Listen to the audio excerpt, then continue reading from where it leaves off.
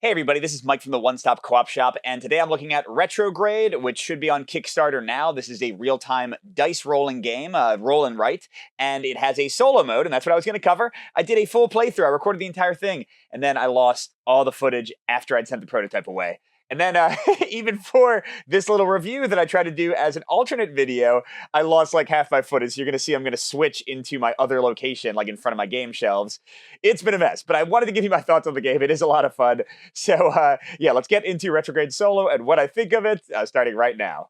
So the first thing I want to compliment about Retrograde is that it is very simple and accessible. The rules take maybe a minute or two to teach. It's very fast to play, of course, because it's real time. It doesn't really overstay its welcome. And things like setup are a breeze. You grab a few dice, you shuffle one small deck of cards, you get your piece of paper ready, good to go. I'll also compliment the dice rolling. As a fan of many real-time games, I found this very exciting. It reminds me a bit of Vengeance Roll and Fight from last year, in that you're trying to roll as quickly as you can while you have an electronic timer like your phone going.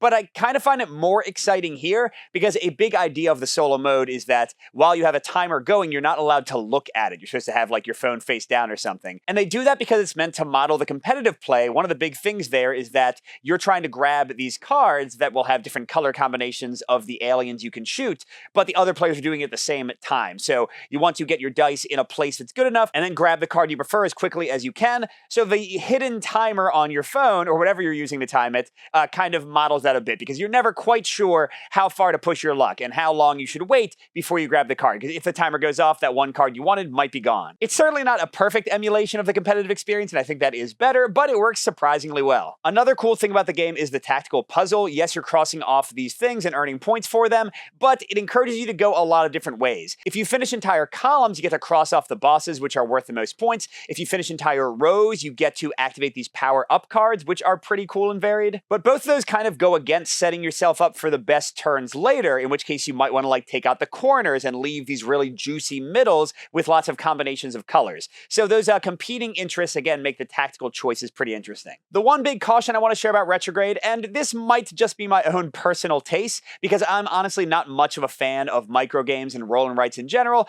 but there's not a lot of variety here. Yes, each of the papers will have a different assortment of aliens. Yes, you'll see different card combinations and different power-ups. That's probably the biggest variety element. But in the end, you're doing basically the same thing, following the same basic strategies each time you play. The tactical puzzle will change up, but the core experience doesn't. And again, for me, someone who likes meteor games with tons of variety and replay, that might be an issue.